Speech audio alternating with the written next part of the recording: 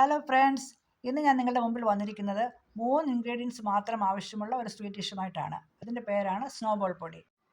Snowball പുഡിങ്ങിന് ആവശ്യമായ മുട്ട, പാല്, പഞ്ചസാര ഇതാണ്. മുട്ടയുടെ വൈറ്റ് ആൻഡ് യോക്ക് സെപ്പറേറ്റ് ചെയ്ത് വെച്ചിരിക്കുന്നു. എഗ് വൈറ്റ് നന്നായിട്ട് ബീറ്റ് ചെയ്യണം. അത് നല്ല പീക്സ് ആവുന്നത് വരെ നല്ലതായിട്ട് ബീറ്റ് ചെയ്യണം. അതിന് കുറച്ച് സമയമെടുക്കും.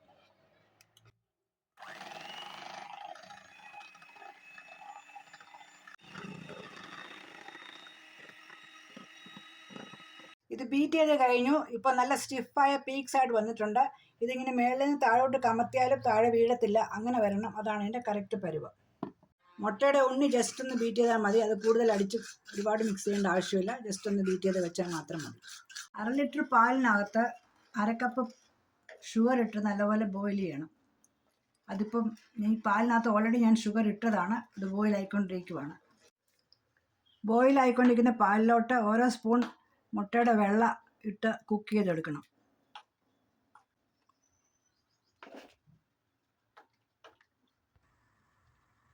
സ്നോബോൾ എന്ന് ഞാൻ ഉദ്ദേശിക്കുന്നത് സ്നോഫോൾ ഉള്ള സമയത്ത് നമ്മൾ ഐസ് ക്രിസ്റ്റൽസ് ഇങ്ങനെ വീണ് കഴിയുമ്പോൾ നമ്മളത് കയ്യിലെടുത്ത് ഇങ്ങനെ ബോൾ പോലെ ഉരുട്ടി അങ്ങോട്ടും ഇങ്ങോട്ടൊക്കെ എറിഞ്ഞൊക്കെ കളിക്കാറില്ലേ, അത് തന്നെ സ്നോബോൾ. ആ സ്നോബോൾ ഞാനൊരു പുഡിങ്ങിൻ്റെ രീതിയിൽ നിങ്ങളെ കാണിക്കുകയാണ്.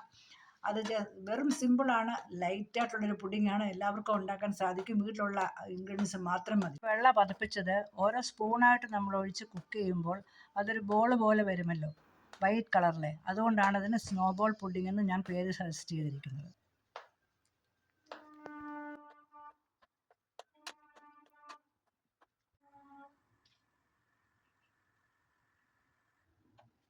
എഗ്ഗ് വൈറ്റ് കുക്കായി കഴിയുമ്പോൾ ഓരോ ബോൾ ബൈ ബോളായിട്ടിങ്ങനെ ഒരു കിഴുത്തയുള്ള തവി കൊണ്ട് എടുത്ത് മാറ്റുക.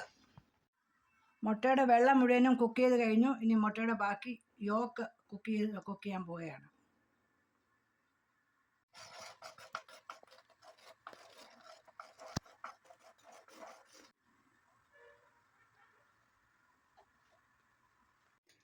കുക്ക് ചെയ്ത ഈ യോക്ക് വൈറ്റിൻ്റെ മുകളിലോട്ട് ഒഴിക്കുകയാണ്.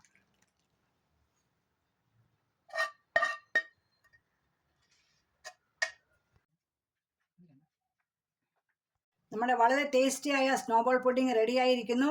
ഇതിൻ്റെ മുകളിൽ ഞാൻ അല്പം ജാതിക്ക സ്പ്രിങ്കിൾ ചെയ്തിട്ടുണ്ട്. ഇത് ഫ്രിഡ്ജിൽ വെച്ച് തണുത്തതിന് ശേഷം മാത്രം സെർവ് ചെയ്യുക. ഒരുപാട് ആളുകളുടെ ഡിമാൻഡ് അനുസരിച്ച് ഞാൻ അവതരിപ്പിച്ച ഈ സ്നോബോൾ പുഡിംഗ് എല്ലാവർക്കും ഇഷ്ടമായതെന്ന് കരുതുന്നു.